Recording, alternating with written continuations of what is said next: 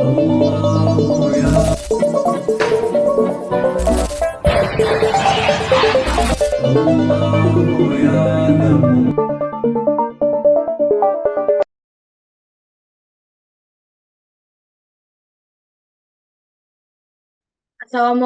warahmatullahi wabarakatuh. Salam, Om Swastiastu, Namo Buddhaya, salam kebajikan, salam sejahtera untuk kita semua.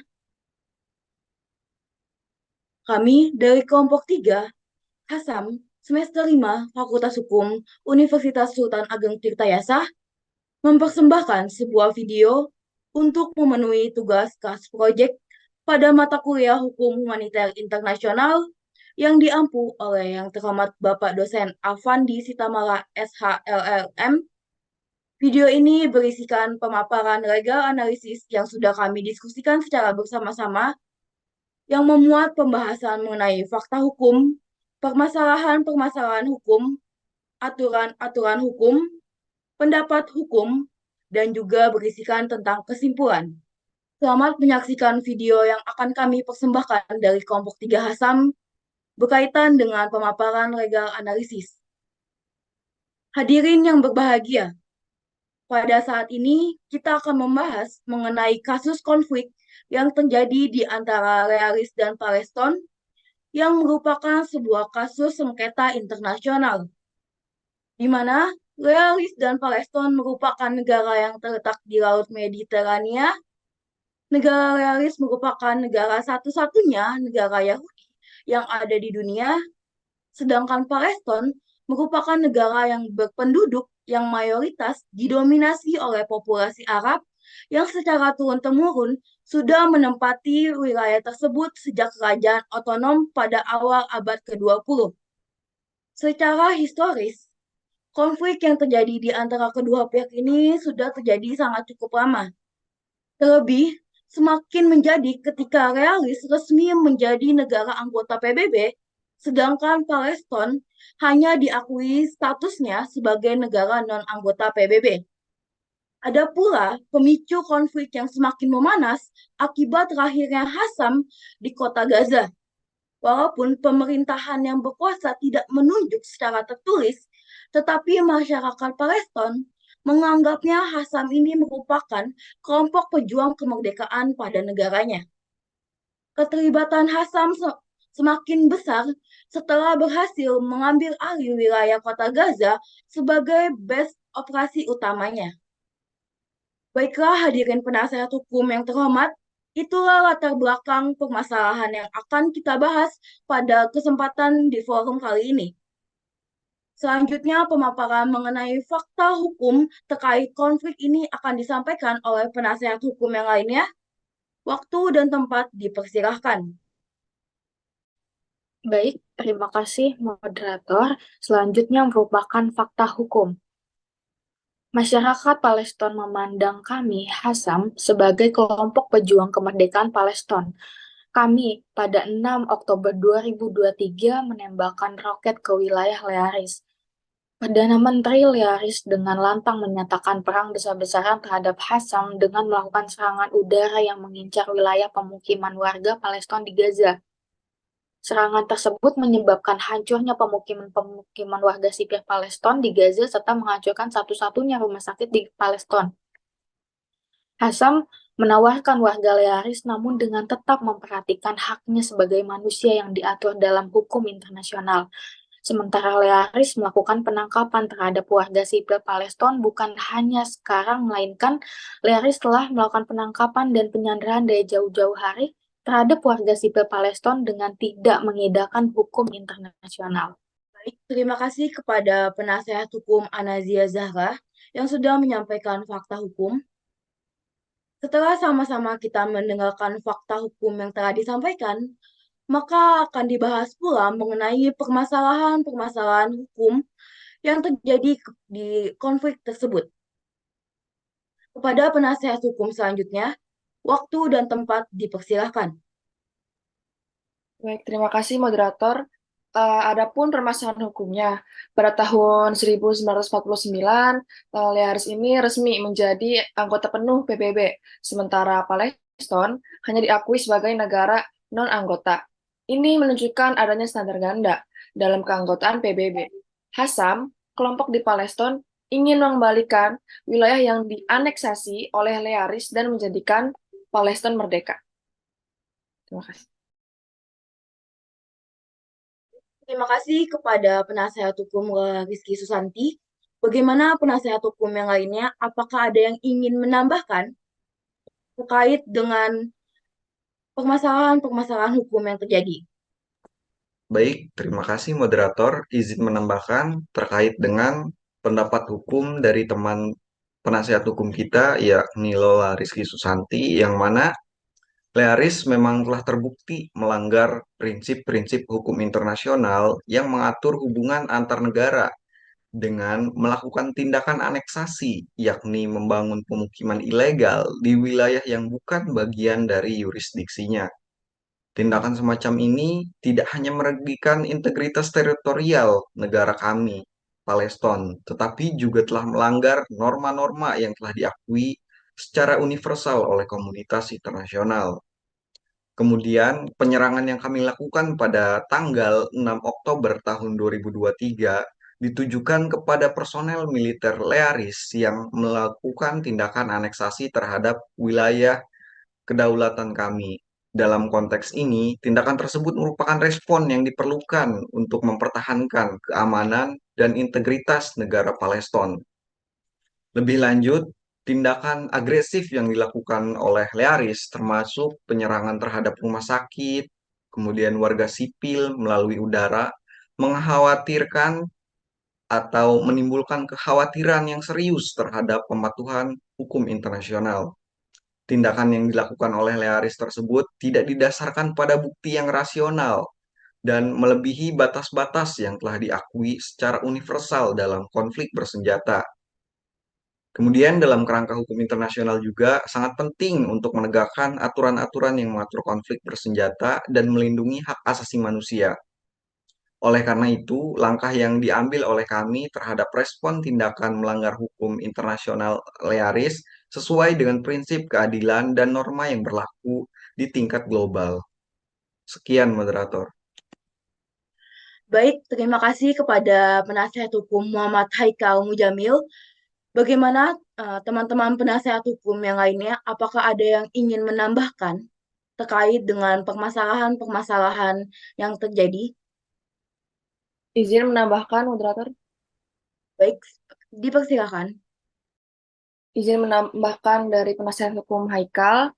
Jadi dalam kasus ini itu terdapat 3 permasalahan yang fundamental. Yang pertama itu ada kedaulatan dan kepemilikan wilayah Palestina dan Learis. Yang kedua, ada pengakuan status negara oleh PBB. Yang ketiga, hukum tentang konflik bersenjata dan definisi kelompok teroris. Semua ini bisa menjadi fokus pembahasan kita, dan mari kita eksplor lebih dalam mengenai aturan hukum humaniter internasional terkait kasus ini. Terima kasih. Baik, terima kasih kepada penasehat hukum yang sudah menyampaikan berkaitan dengan permasalahan-permasalahan hukum terkait dengan konflik ini. Selanjutnya, kita akan membahas lebih tuntas mengenai aturan hukum yang sesuai dengan ketentuan yang berlaku, di mana telah diatur di dalam hukum humaniter internasional terkait dengan konflik Palestina dan Learis ini. Kepada penasehat hukum yang ingin menyampaikan, waktu dan tempat dipersilakan. Baik, terima kasih kepada moderator. Di sini saya akan menjelaskan tentang aturan-aturan hukum. Hukum humaniter internasional secara tegas melarang aksi teror di kalangan penduduk sipil.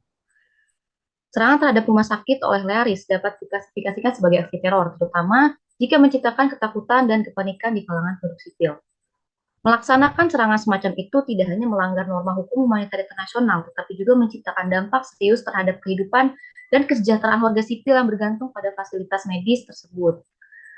Pasal 19 dan 21 Konvensi Jenewa keempat juga secara jelas melarang penyerangan terhadap fasilitas kesehatan dan tenaga medis yang melaksanakan tugas medis. Dengan demikian, serangan Learis terhadap rumah sakit di Gaza tidak hanya melanggar norma hukum humaniter internasional, tapi juga merupakan pelanggaran konvensi internasional yang mengatur perlindungan korban perang dan fasilitas medis.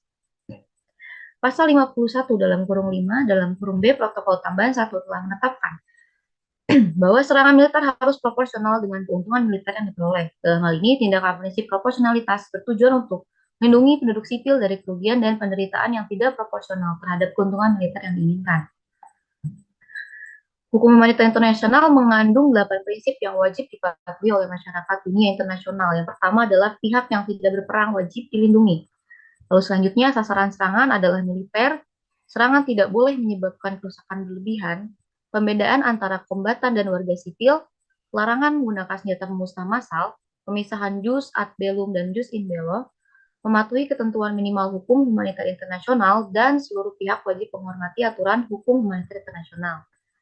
Terus selanjutnya adalah objek yang tidak boleh diserang dalam perang berdasarkan hukum humaniter internasional. Yang pertama adalah warga sipil, selanjutnya adalah tenaga medis dan rumah sakit, tahanan yang juga harus diberikan haknya, kota dan desa, benda cagar budaya, dan bangunan yang mengandung kekuatan berbahaya. Ini cukup, moderator. Terima kasih. Baik, terima kasih kepada penasihat hukum Audi Yasmin yang sudah menyampaikan terkait dengan aturan hukum yang harus ditetapkan. Setelah mendengarkan fakta hukum, permasalahan-permasalahan hukum, dan aturan hukum yang seharusnya diterapkan, maka kami meminta beberapa penasihat hukum yang hadir dalam forum ini untuk menyampaikan pendapat hukum dan menyampaikan solusi hukum yang nantinya bisa diterapkan oleh para pihak yang bersengketa dalam kedudukan ini ialah pihak Hasam. Kepada penasihat hukum, waktu dan tempat dipersilakan. Oke, baik, terima kasih moderator. Saya di sini akan menyampaikan pendapat hukum. Perang sebagai salah satu penyelesaian sengketa secara paksa seharusnya dihindari oleh negara-negara yang bersengketa untuk menyelesaikan konflik. Hal ini tercantum dalam pasal 2 ayat 4 prinsip PBB. Jika perang harus dilakukan, maka harus sesuai dengan hukum humaniter.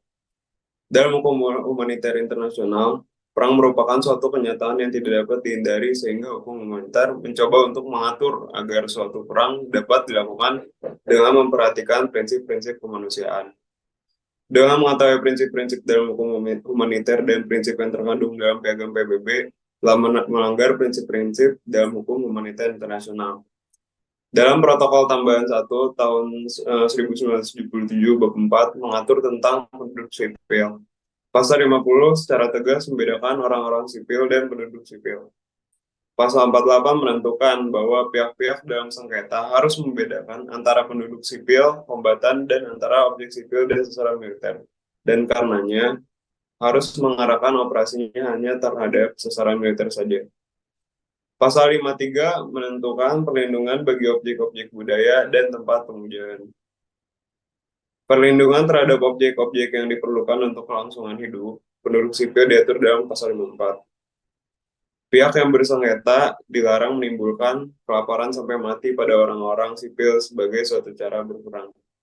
Selanjutnya, jika terjadi pelanggaran terhadap hukum humaniter, ada 3 alternatif mekanisme penegakan yang dapat ditempuh untuk menghukum para pelaku penjahat perang. Yaitu yang pertama, menurut Konvensi Jenewa 1949 dan Protokol Tambahan 1977. Berdasarkan pasal 49 ayat 1 Konvensi Jenewa 1949, maka negara yang telah meratifikasi Konvensi Jenewa harus menerbitkan undang-undang nasional yang dapat memberi sanksi pidana yang efektif kepada setiap orang yang melakukan atau memerintahkan untuk melakukan pelanggaran berat terhadap konvensi. Terima kasih. Baik, terima kasih kepada penasihat hukum Muhammad Eranda yang sudah menyampaikan tentang pendapat hukumnya. Selanjutnya, penasihat hukum yang lain, apakah ada yang ingin menambahkan? Waktu dan tempat dipersilahkan.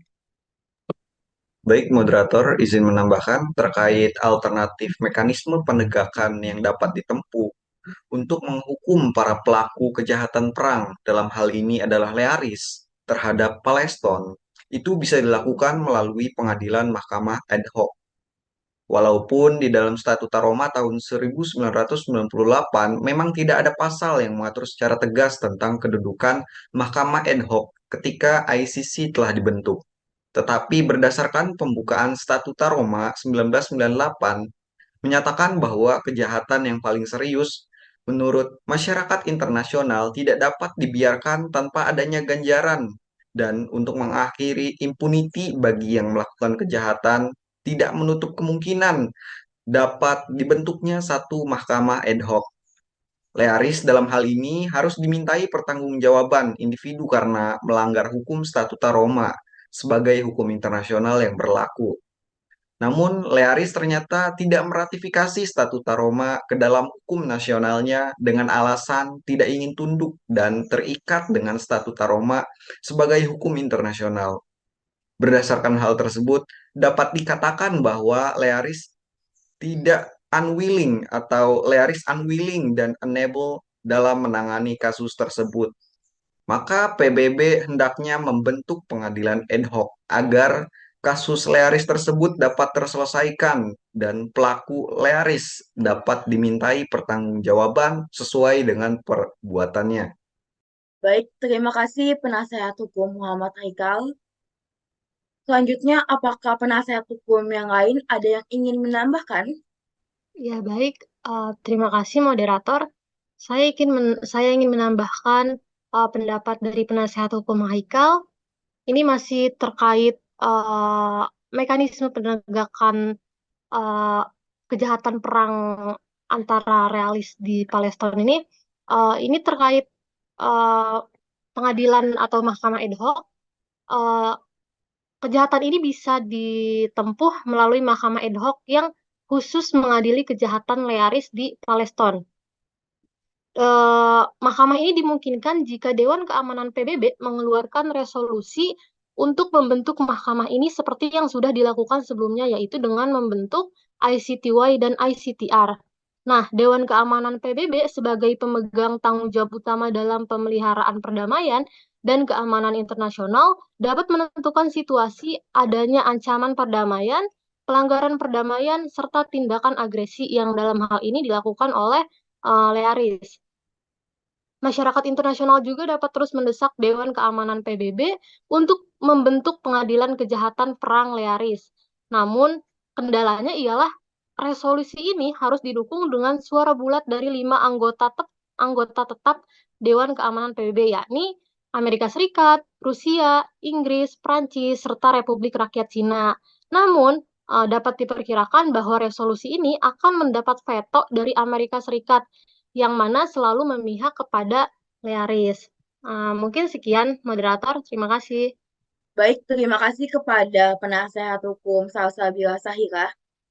Bagaimana teman-teman penasehat hukum yang lain? Apakah ada lagi yang ingin menambahkan terkait dengan pendapat hukum? Baik, di sini saya akan menambahkan pendapat hukum mengenai alternatif mekanisme penegakan yang dapat ditempuh untuk menghukum para pelaku kejahatan perang. Tadi telah dijelaskan oleh penasihat hukum lain, ada melalui Konvensi Jenewa dan Mahkamah ad hoc. Di sini saya akan menambahkan tentang alternatif yang ketiga, yaitu ICC. Pelanggaran berat HAM yang terjadi di suatu negara yang menarik perhatian dunia internasional, proses peradilannya diserahkan sebenarnya kepada masing-masing negara. Namun, apabila negara yang bersangkutan itu dianggap tidak dapat dan tidak mampu melaksanakannya, maka langkah selanjutnya yang diambil adalah oleh Mahkamah Pidana Internasional atau disebut dengan ICC. Nah, Mahkamah Pidana Internasional ini atau International Criminal Court ini merupakan sebuah pengadilan permanen untuk menuntut individual atas tindakan genosid, kejahatan terhadap kemanusiaan, dan kejahatan perang. ICC ini sebenarnya dirancang untuk membantu sistem yudisial nasional yang telah ada, namun pengadilan ini hanya dapat melaksanakan yurisdiksi apabila pengadilan negara enggan atau tidak sanggup untuk menginvestigasi atau menuntut kejahatan seperti yang disebutkan di atas. Dan ICC ini sebenarnya menjadi pengadilan usaha terakhir, meninggalkan kewajiban utama untuk menjalankan yurisdiksi terhadap kriminal yang tertuduh kepada negara individual. Nah, tujuan utama pendirian ICC ini sebenarnya yang pertama itu ada mewujudkan keadilan global, menghapuskan impunitas, membantu menghentikan konflik, menyempurnakan pengadilan internasional sebelumnya, mengambil alih kewenangan pengadilan nasional, mencegah terjadinya kejahatan di masa yang akan datang.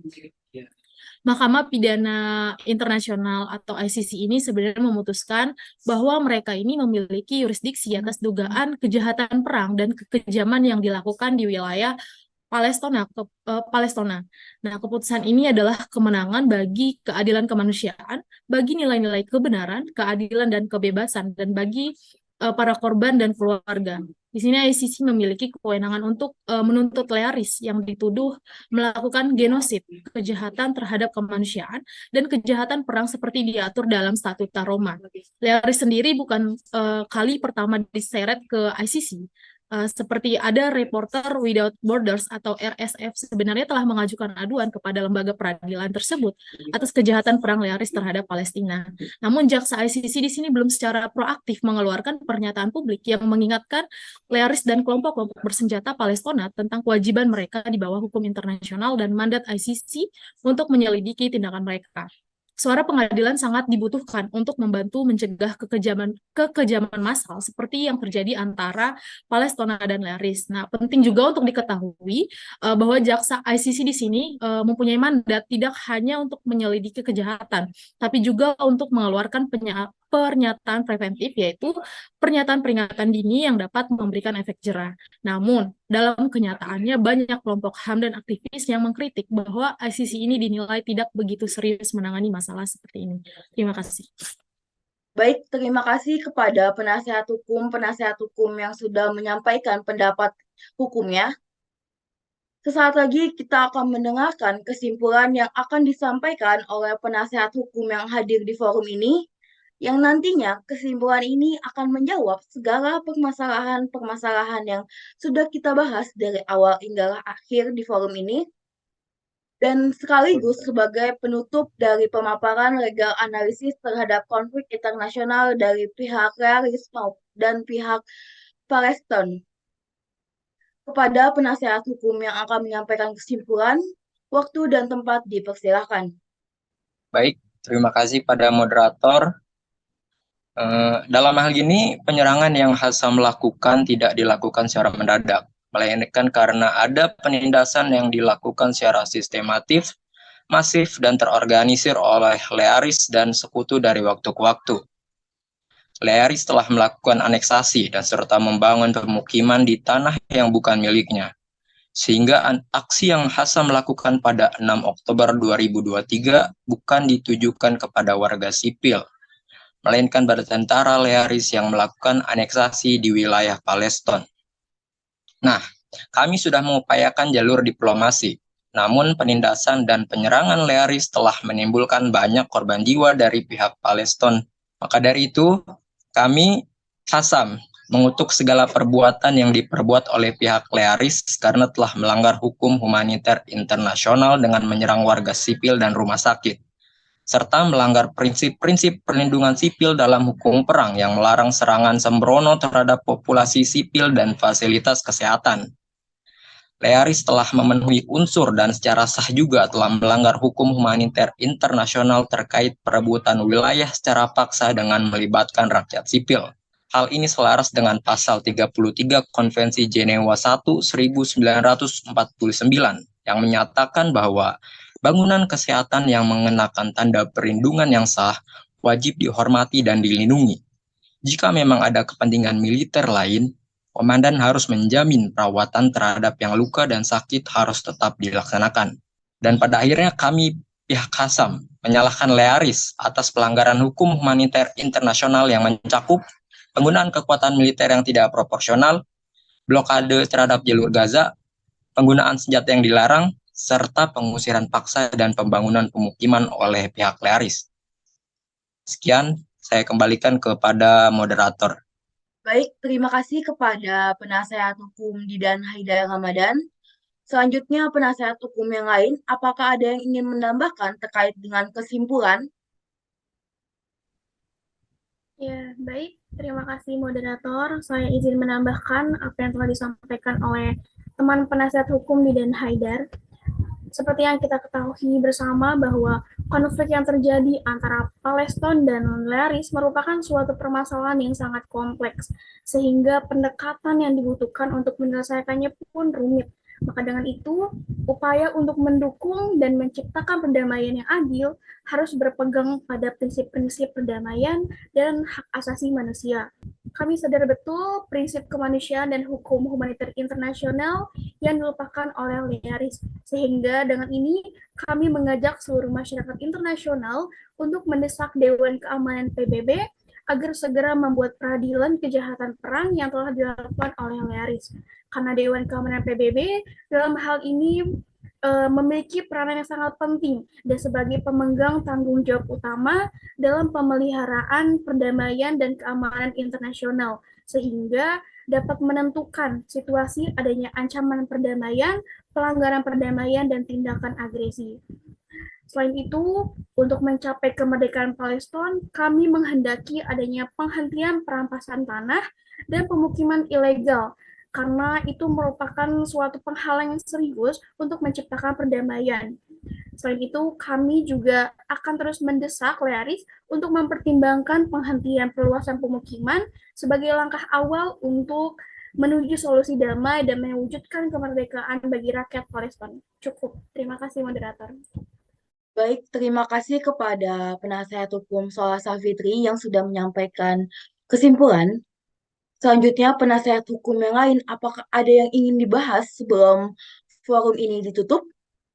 Jika dirasa tidak, saya selaku moderator mengucapkan banyak terima kasih terhadap seluruh hadirin penasihat hukum yang sudah hadir dan semuanya menyampaikan legal analisisnya yang berkaitan dengan konflik Learis dan Palestina. Maka dari itu, forum ini dinyatakan ditutup. Akhir kata, sekian dan terima kasih. Om Santi Santi Om, Namo Buddhaya, salam kebajikan, salam sejahtera. Wabillahi taufiq wal hidayah. Wassalamualaikum warahmatullahi wabarakatuh. Audio Jungle.